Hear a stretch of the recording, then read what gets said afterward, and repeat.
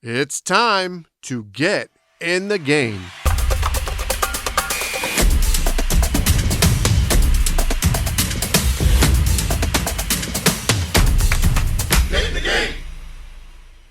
Hello, everyone. Welcome back to another episode of the Get in the Game podcast, the podcast where we explore ways to get off the sidelines, stop making excuses, and get in the game. Well, this is a very special episode because this episode is airing on one of my favorite times.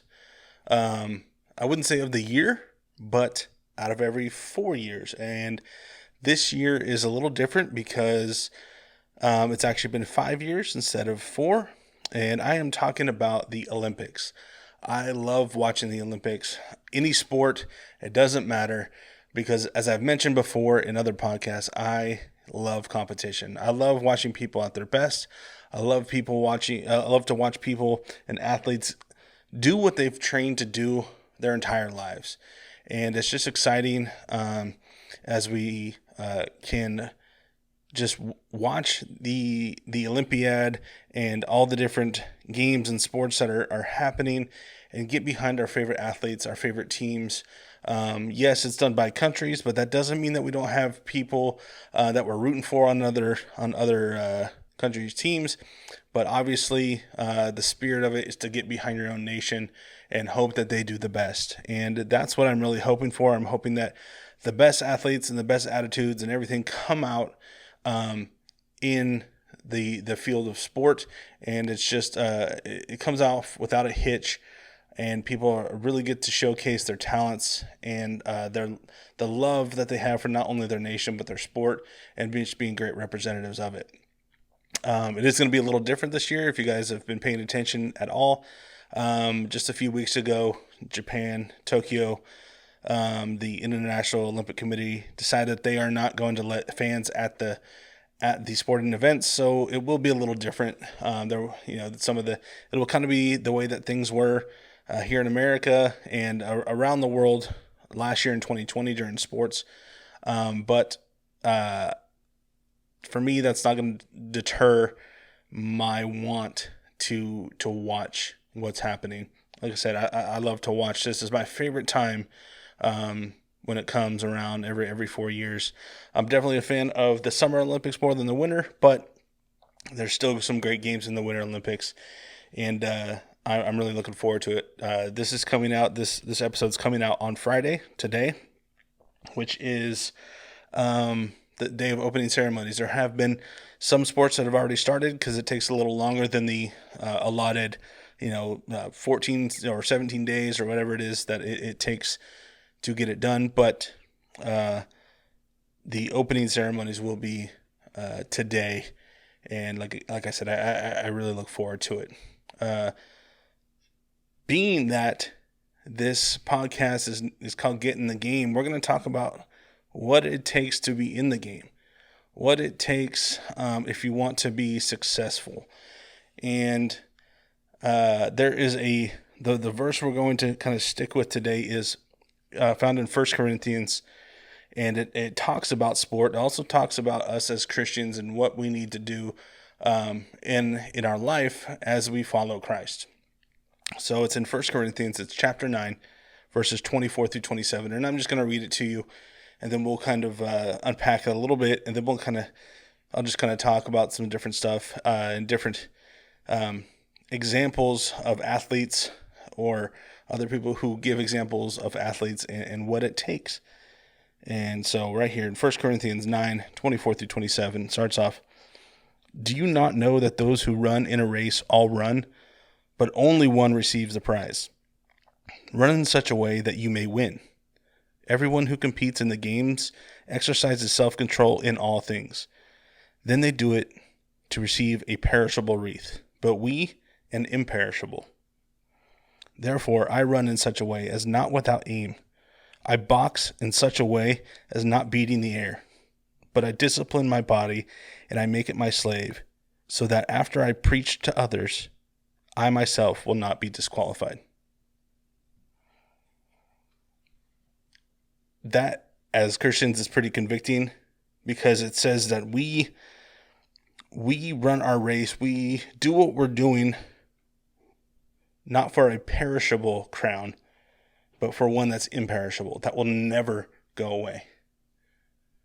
It's kind of saying that our reward is, well, as I mentioned before, our reward as Christians, when we leave this earth, is to be with Jesus. That happens to be in heaven. Our reward, everything that is promised to us in following Jesus, will culminate when in that imperishable crown when we meet him in heaven. But as athletes, it says that everyone runs a race. And you could use that for any sport. Anyone competes, but only one gets the prize. Now, in the Olympics, we get 3 people who have medals. Sometimes in the case of a tie, there could be 4 if the tie is in 3rd place. But only one gets crowned the champion, the Olympic champion, the gold medalist. But in all reality, it's just a perishable item. It's something that is valuable to people on earth now. But when it comes down to our lives, our souls, that medal doesn't mean anything. We spend our whole lives training to be in certain places and to get certain accolades and championships and rings and medals and all this stuff. But if we don't have Christ, that imperishable crown is never going to come. And we're going to have a reward on earth. And that's a scary thought. Thinking that we're not going to be able to partake in what God has for us. And as Christians, we have to keep our sights on that race, that end goal. And that end goal is to live a godly life out there preaching the gospel of Jesus Christ to others, letting them know that you have this gift, that you have this in your life, and there's no other good way to live. Every other way leads to destruction. Every other way leads to perishability. And we have that gift. I've heard it used before, is if you knew that there was something that if you bought it, or if you had it, or you took it, that let's use car accidents for example, that this particular secret, this particular secret, if you had it yourself and knew that if you shared it with as many people as possible, those people you shared it with would never get in another car accident, ever. Would you do it? Well, as Christians, we have this gift. We have the Holy Spirit living in us. We have the info. We have Jesus. The only way to live forever, the only way to escape death. And I mean death as in we're all going to die physically, but our soul is going to live on. And if you, as Christians, is going to live on, and if we had that and knew that that's the only way that you can get that, would you share it with others? Well, the answer is we do have it, and are you sharing it? Are you doing what you can to let other people know that this is the only way that you can get off the earth with life? It's not because, it can't be because of anything that you've done or anything you're going to do or anything anyone else has done for you except for Jesus. Jesus is the only one who has done anything that you can accept freely and have that gift of eternal life. It's by his grace that we can do it, and not by our works. So our goal is to keep our eyes on that prize. That prize is that eternal crown, that eternal reward. And we need to run our race in that way, knowing that, yeah, we might get tired at times, but we have to keep going forward. We have to keep moving past it. It says all athletes, they run the race. One receives the prize, But it also then says that we are supposed to run in such a way that we might win. So even though our prize is eternal and our race isn't done until we physically perish from this earth, we're still supposed to run a race like we're going to win, in hopes of winning, not giving up, giving everything we have for it. It also says everyone competes in the games, everyone who competes in the games exercises self-control in all things. Then they do it to receive a perishable wreath, but we an imperishable. But I want to focus on the first part, that everyone who competes in the games exercises self-control in all things. Sometimes when we watch these athletes and high-level athletes or performers, it doesn't even have to be an athlete, but in different areas of life, we just see the end result. We see the the spotlight that's on them, and we just think that's what we want. I want that. I want to get there. I think I can have it. If they can do it, I can do it. Not a big problem. Like what's so different from them than me? And in all reality, there's a lot of schools of thought that things like you're right. You can do that, or you could give it a good shot. But the difference isn't in your physical ability. Sometimes it's in your mental capacity. It's in your diligence, in your discipline to do those things with self-control and to do it in every part of your life. These athletes that we're going to see here in the next couple weeks, they've been working for this for not just a couple years, and there might be a couple of those athletes who've only started this for, only been competing or have kind of come across the sport for a few years, and they're just natural gifted athletes, and they're survived on athleticism to this point. That's all fine and good, and it happens, and those athletes are great. But for a vast majority of the athletes we're going to watch, this has been their lifelong mission and goal, is to get to the Olympics, to compete, to see how they compete on the world stage. Every single year, there's usually a national championship in one sport or another. The World Cup in soccer or football, as most people around the world call it, that only happens every 4 years. But then you have the Olympics that happen on the other years. And then in between those, you have the European Cup and the European leagues that are overseas. You have the championships for them, and you have the MLS here in the United States. And so everyone has some sort of championship that they're playing for almost every year. But the Olympics are the ones that, other than the World Cup, because that's the World Cup for soccer is the number one competition. But Olympics are probably the most watched overall because it has so many other sports that are part of it. And so when these come along, every 4 years, the world's eyes are on them, and it's huge. And so these athletes, they train their whole lives to be in the spotlight for a very short amount of time. There was a quote by Usain Bolt, and I'm going to murder the quote because I don't have it in front of me at the moment, but because it just came to mind. But he basically said he trained his whole life for 9 seconds. Obviously his world record run when it happened was just slightly over 9 seconds, but basically he trained hours and hours and hours, year after year after year, for countless years, to get to the point where 9 seconds is all he had to make his impression on the world.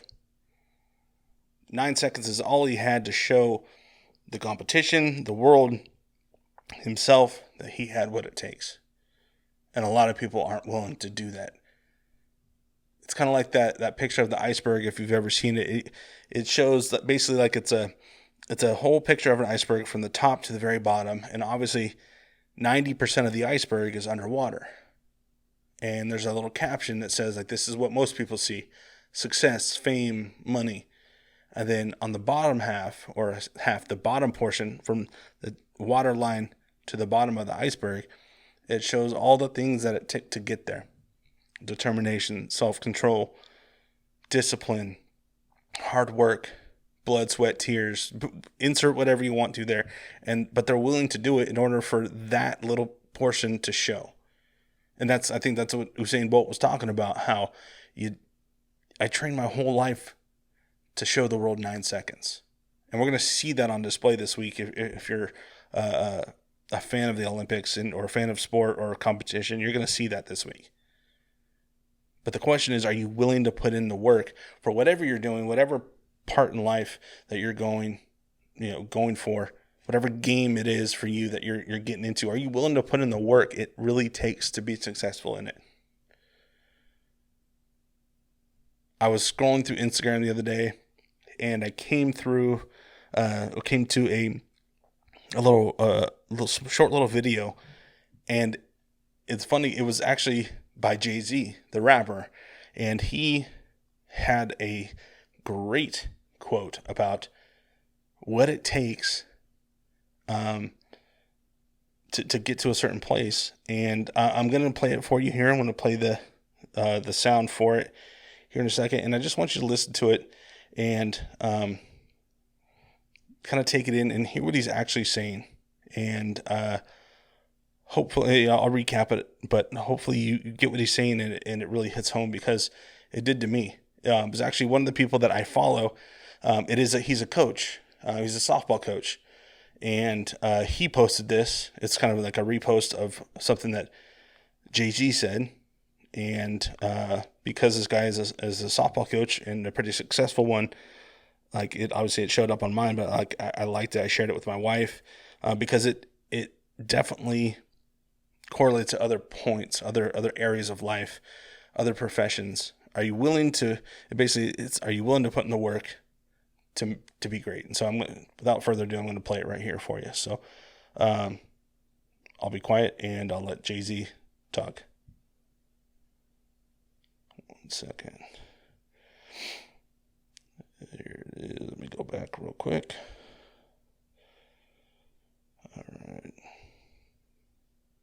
People emulate the end result, not the process. The end result is what they see, and they emulate that. Before Kobe scored that 61, that day he was practicing. Practice his whole life. Are you willing to put in that sort of commitment? Are you willing to practice your whole life? Mayweather's running right now, probably. Do you want to put in that work? That's what it takes for something great. That amount of time in life, people. He said, in life,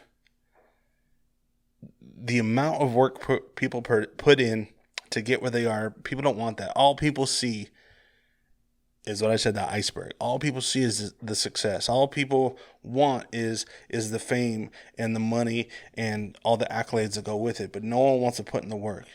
He used the example of Kobe Bryant. He says when Kobe scored that 61, I know he scored 81. I'm sure this was another 61 was probably a different score as well. But basically he was saying he was practicing that day. He was doing a shoot around. He was going through that and knowing that I'm not perfect and I can still get better. I'm going to put in the work because I want to be great at what I'm doing. Kobe had a mentality of greatness that just did not quit. He wasn't going to be outworked. And then he said Mayweather. And like him or not, Mayweather hasn't lost. Every time he stepped up, whether he's an offensive fighter or a defensive fighter, he hasn't lost. And he said he's probably running right now. He's probably running to be great, to make sure that he's never knocked off of that undefeated pedestal. And that's what it takes for a high-level athlete. That's what you're going to see this week is the work and culmination. All we get to see is the competition. But the real work, the real fight is in the practice and all the preparation before that. And they discipline themselves. They have self-control in everything that they do. Everyone who competes in the games exercises self-control in all things. That means the food they eat, how much they eat, how hard they exert themselves, because overexertion can be too much. Underexertion, you don't get enough work in. You don't get enough practice. The sleep they get, the hours they keep, the alcohol or whatever that they drink or don't drink, it's all self-control. The people that they surround themselves with, are they around a lot of negative people or around people who are building them up? This is scripture talking about people who are in the games, not just me talking here. But it then goes on to say that they're doing it for something that is going to pass away. I mean, every single year it's inevitable someone breaks a record in the Olympics, or every Olympics, not say every year, but every Olympics, records get broken, new ones are set. And all of a sudden, that I can think back to when Michael Phelps was going for his 8 golds. And I think out of his 8, he broke like 6 or 7 of those records. And it's amazing that not only did he get the 8 golds, but he also set new world records. And everyone right now can talk about it. And I'm sure that a lot of people know that he holds those records, but no one, even though there were great people who set those before him and won Olympic golds and everything before him, that doesn't mean people don't remember that, though. The greatness that's on display is what he's left us with. And I'm sure he'll be talked about these Olympics and how great of a champion he was. But in time, his name will fade. Just like other people's names will fade. They will always kind of come back and throw them in there and say that how great they were at these times. But in all reality, that glory only lasts for a little bit. When we're Christians, we have to run the race that goes throughout our life here and lives on forever. When we leave this earth and our soul goes on to be with heaven, and then in the resurrection, where our bodies are restored, we then have that eternal crown that will be with us on our heads, or however you want to see it, the eternal reward. That's what we get for eternity. And our reward, first and foremost, is Jesus Christ. Everything in this book points to Jesus. In this book, again, it's the Bible, the Holy Bible. Everything in here points to Jesus. Old Testament, New Testament, everything points to him. And that's where we have to set our mind and our focus, our aim, that everything we do, we're going to run that race like we're going to win it, and we're not going to give up. We don't get to say when the race is over. God gets to tell us that. Because if we're following God's plan for our lives, our race is set for us. And it's just our job to keep going until it ends. Until he welcomes us home and says, "Well done, good and faithful servant." And we get that eternal reward of eternity with Jesus in heaven. Sounds like a great time to me. I can't stop thinking about what it takes to get great. Whether you're going to be, whatever you're going to do, I've mentioned it before, it's our anchor verse of this podcast is to do it for God and not for others. We have desires and hopes and stuff that we want to do in our life, but our focus has to be on what does God want for our lives, and run that race.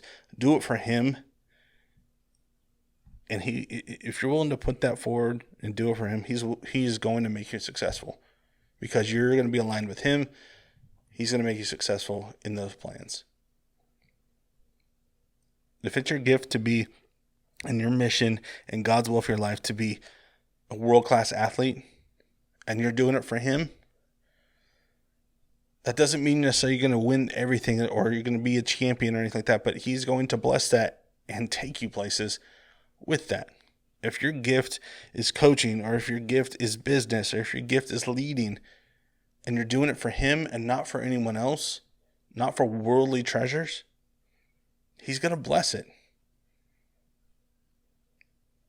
I can't emphasize it enough.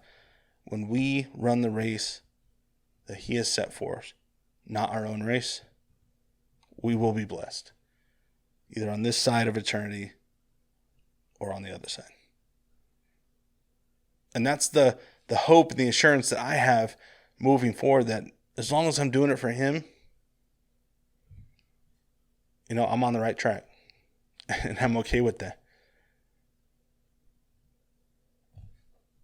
I spent a lot of my years in athletics, playing, coaching, and I can honestly tell you that I've never put in the work that you need to get to that world-class level.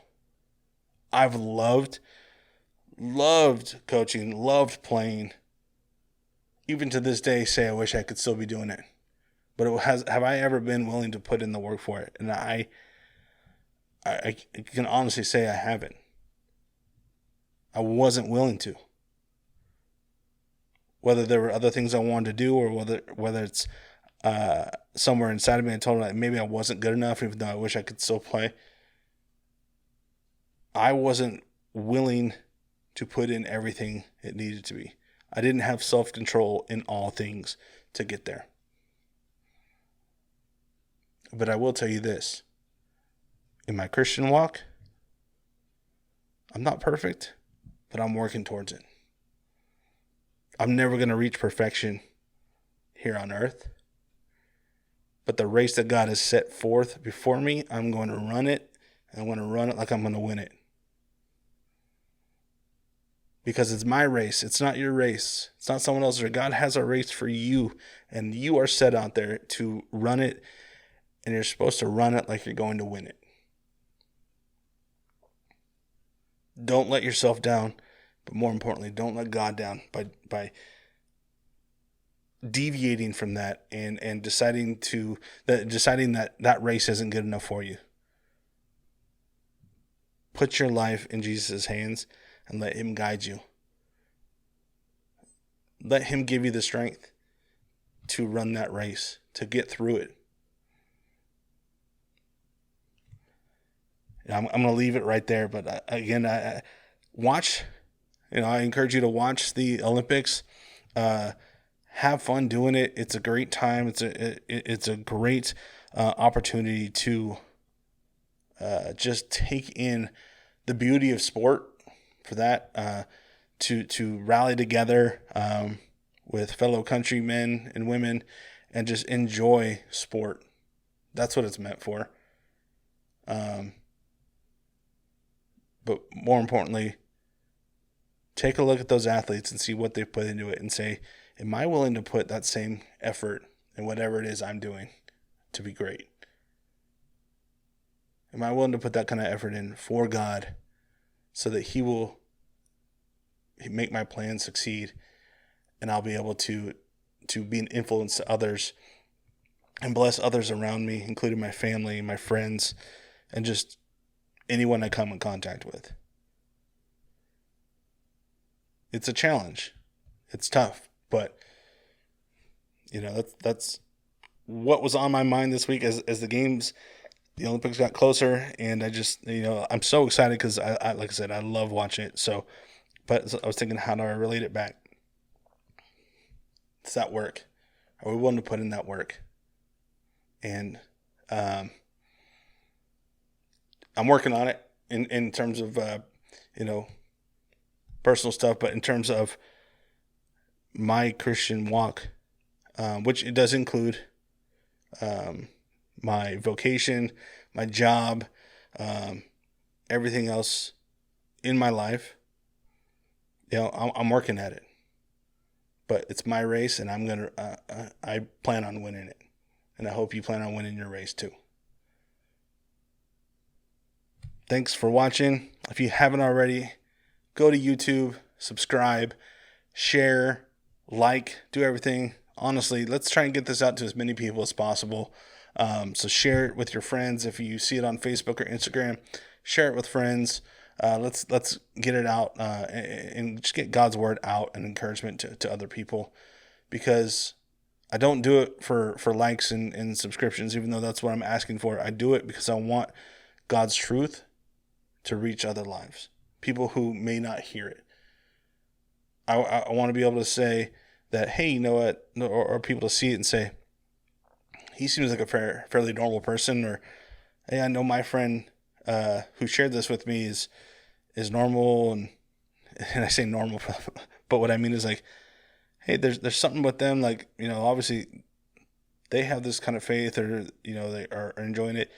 Maybe I will too. And they'll take a listen and they'll get some encouragement from God. And that's my whole goal, is to get God's word out and to bless others with just some encouragement. So if you feel so inclined, share it with people. Let them know that they're loved. Let's go out, put the work in to be great for God's sake. Let's get off the sidelines. Stop making excuses. Get in the game. We'll see you next week. Take care.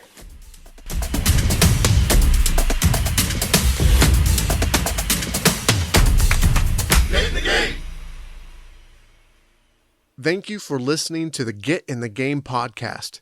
Please take a second to rate and review us on Apple Podcasts. That's the best way to support us. Find us on YouTube and subscribe for more content.